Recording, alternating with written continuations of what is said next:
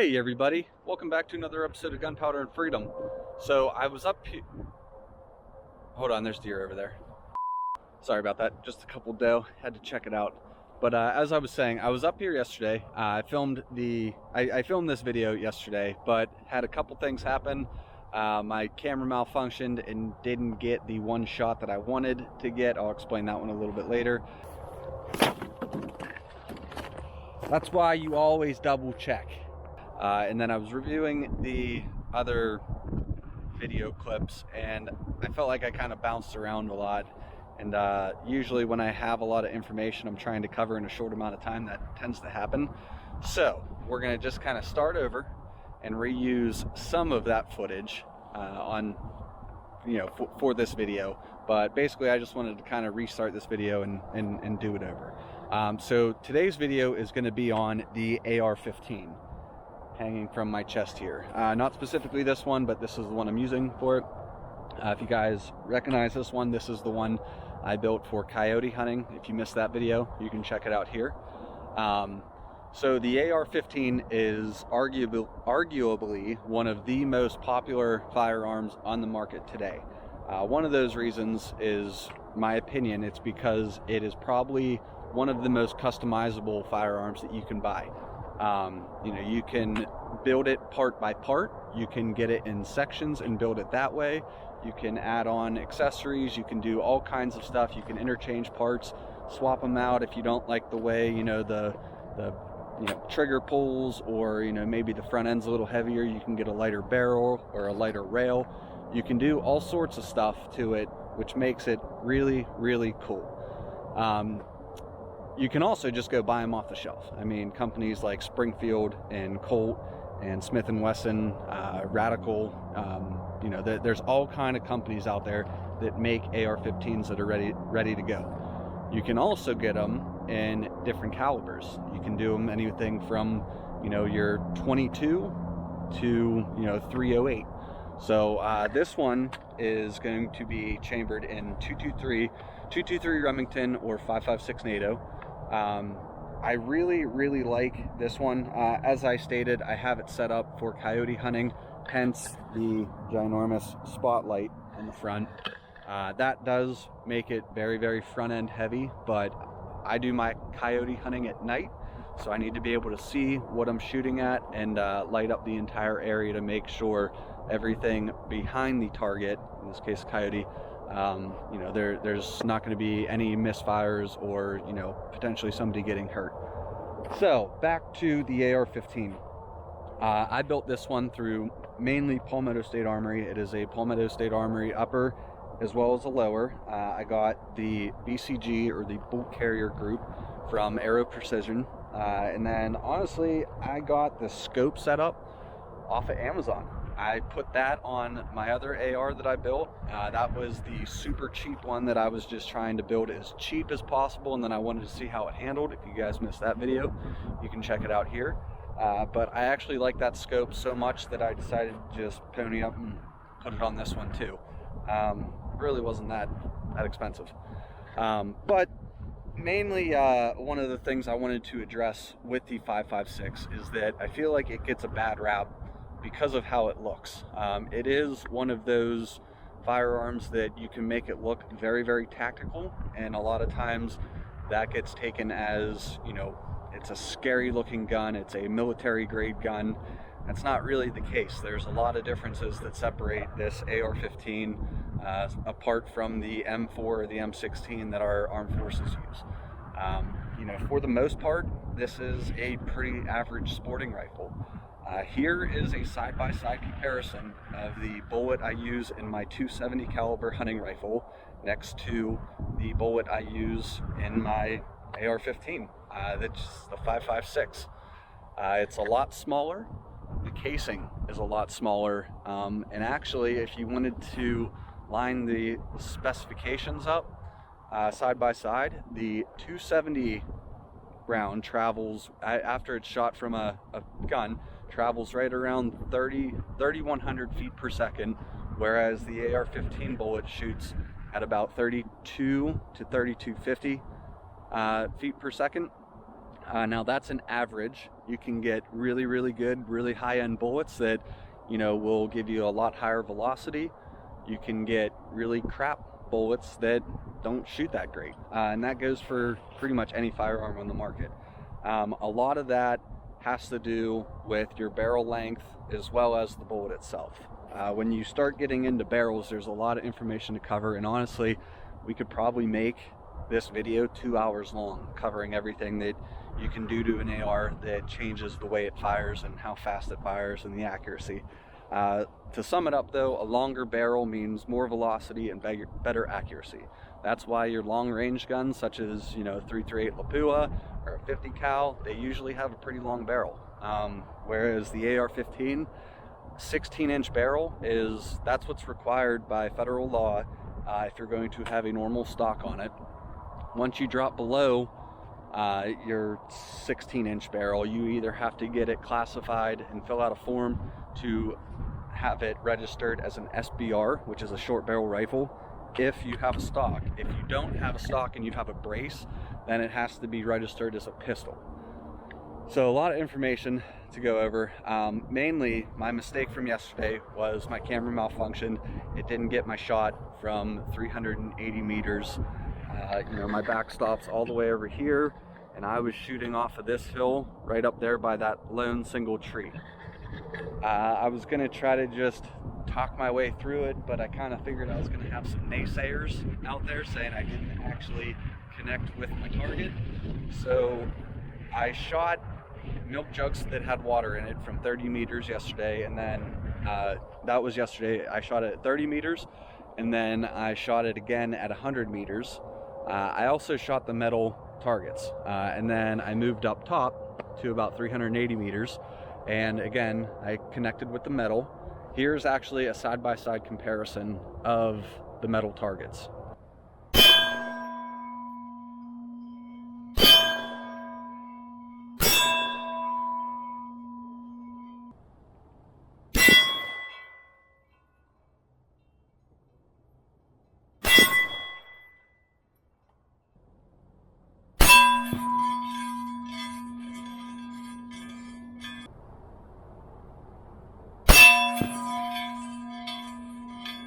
Once I shot the metal targets, I moved on to the water jugs, and that's kind of what I wanted to showcase here, is the difference in the way the bullets hit and the damage that they do.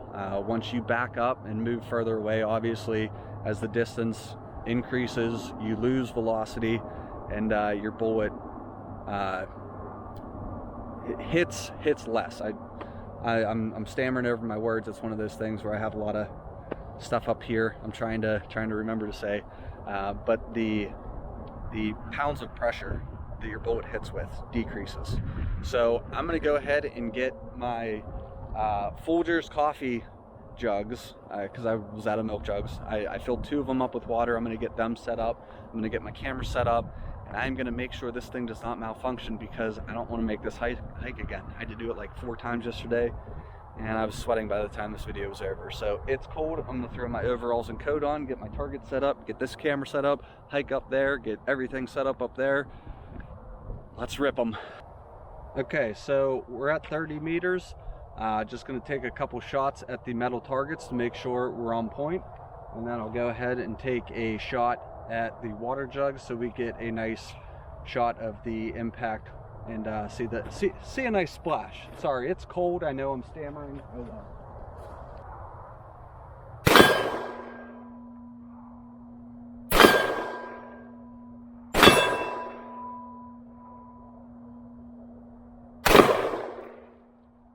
Okay, that was 30. We're going to go ahead and back up to 100 now and have some fun from there. Okay, so we're back here at 100 yards, 100 meters, whatever you want to call it.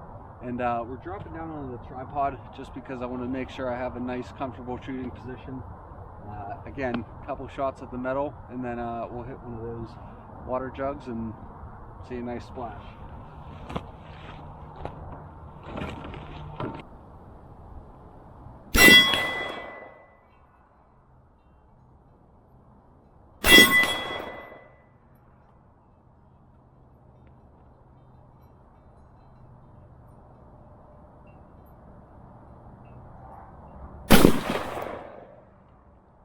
Okay, so we hit 2 nice on the target, and then connected real nice on that water jug.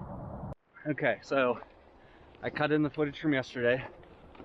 Now that you saw the 30 yards, 30 meters, basically the same, and then the 100 meters, this is take 2 of the 380 meter shot, the 5.56 round from an AR-15. Man, it's cold, so I bundled up. Now I'm hiking up this hill. I'm hot, I'm getting out of breath. Whew, we're almost there though. Okay, so here I am, perched up on top of this hill. You can kind of see the backstop right here. And yes, that is my truck. I do trust myself enough to not shoot my truck. But catching my breath for a second, just wanted to, one other point I wanted to make about the AR-15 and why I feel it gets a bad rap is because I feel like a lot of people out there think that the AR actually stands for assault rifle. That is not the case. The AR stands for Armalite Rifle Company. It is the company that actually manufactured and developed the AR platform that we know today. So the term assault rifle, it's not very accurate, mainly because, I mean, assault is, so just roll that out. If that's why you think they're bad is because you thought they were called assault rifles, there is no such thing as an assault rifle. Assault is a verb. It's something that you do. If I throw my phone at somebody, you could classify my phone as an assault phone because I just assaulted somebody with it. So that's why I don't like that term, is because I feel like it's used to kind of instill fear in people.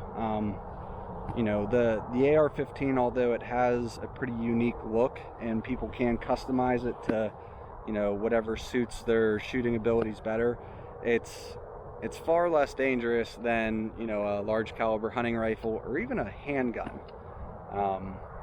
You know, the magazine capacity that a lot of people refer to, most handguns will accept magazines that hold more rounds than the AR-15.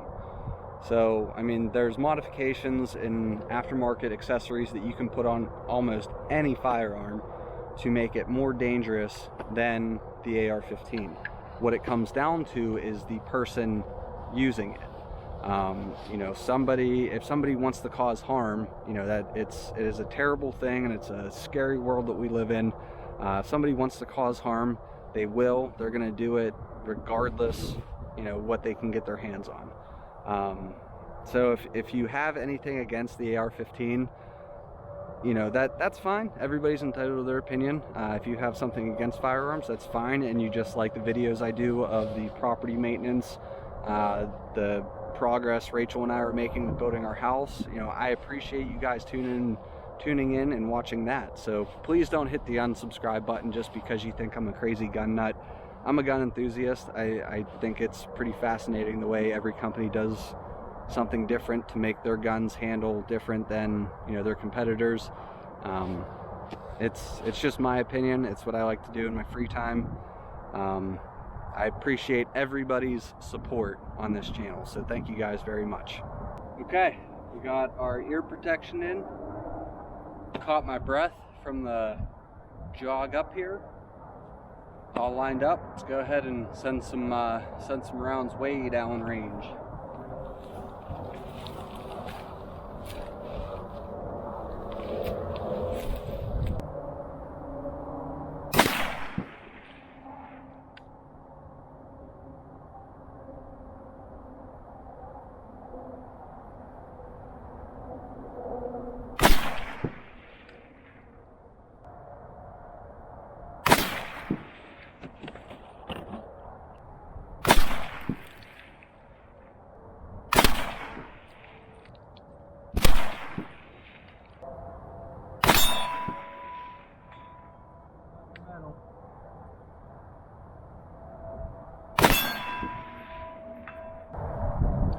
Alright, so I hit both water jugs and I connected with the metal a few times. So I know it took me 30 rounds to do it. I think I got both the water jugs in about 20. But you know, we're using a very cheap scope, but it's holding up to be pretty accurate, especially at this distance. I did notice 1 or 2 shots I was way off from where I was aiming, so I'm not sure if that's something with the internals. But I mean, for the most part, I was maybe a couple inches off each shot, and you know, the wind is very inconsistent. And when you get to this distance with a round such as 5.56, wind does play a factor. So it's all about knowing your firearm and, you know, getting comfortable and accustomed to what your setup is. So yeah, let's go down and take a look at the damage. So I definitely hit them, which is a lot better than yesterday. Here is the exit, or I'm sorry, the entrance hole for this one. As you can see, it went in, and I just caught it, so enough to rip it open. But if you're thinking, okay, well, you know, you just barely caught it, you know, it's probably going to do more damage if you hit it nice. Well, I hit this one twice. There's one entrance hole, there's another entrance hole, and as you can see, kind of the same effect there. And also, here are the 4 impact zones on the metal targets that I said I hit, but I didn't have the camera set up for that. Everybody, sorry about my shadow, but there are our targets from yesterday as well as today, and there is the rifle that did it. So this was the one from 30 meters. As you can see, I mean, it tore this milk jug up really good. I'm sure you guys could see that from the video as well. Here's the one from 100 meters. Now, the thing that is surprising to me, that even though it was only 70 more meters, you know, the exit on it is not nearly as bad as this. So we're already losing enough velocity to make a hole out of the back of a milk jug go from that to, you know, some tears, as well as that flap. I mean, it's still a nice exit hole, but not nearly as bad as this. Now, here was the milk jug from 380 meters, give or take. There is my entrance hole, right, almost right in the barcode. The exit, it split it, but it didn't really blow a hole in the back. You know, here's the exit hole, and then all this was just from the force of the impact hitting it. Now, here again is an up close from the Folgers coffee containers. There's the entrance on this one, and the exit split it a little bit up that seam. There's a close up, and then there was this one. Now, the one thing I did think was kind of funny, some of the bullet casing was still in there. You know, the casing that's around the core of the bullet. I thought that was pretty neat. So if you're sitting here watching this video thinking, okay, well, you know, maybe this changed my opinion on an AR-15 a little bit, and now I kind of want to get one to see what all the fuss is about, or if you're just looking to upgrade to a better AR-15 and are considering building one, and you're asking yourself, well, what's the effective range of an AR? How far is too far? In theory, you could put a scope on your AR-15 if you're shooting 2.23 or 5.56 and sight it in for, you know, 1,000 yards and hit targets. Doesn't mean it's actually going to be effective.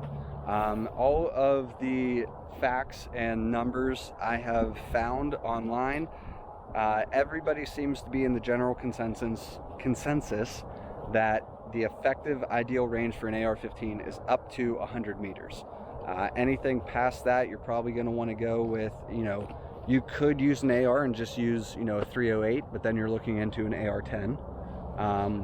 You know, but if you're looking to target shoot competitively for fun, whatever, and you're looking for that 1,000-yard shot, you might want to look into something a little bit bigger that's going to have more of a punch.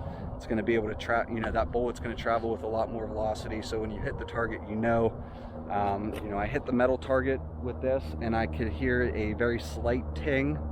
I was that far away, but it's all in good fun here. That's what we do at the lead dump. We just have fun. So yeah, you know, with all that being said, I want to thank you guys for tuning in to another episode of Gunpowder and Freedom. If you liked what you saw, please hit the like and subscribe. Don't forget to like us on Instagram, and make sure you go check out Amazon. I was able to get our shop and everything set up, so now we have clothing, hats, I think there's even some cell phone cases on Amazon for Gunpowder and Freedom. So I'm pretty psyched about that. So thank you guys for the continued support, and I will see you next time. Have a good one.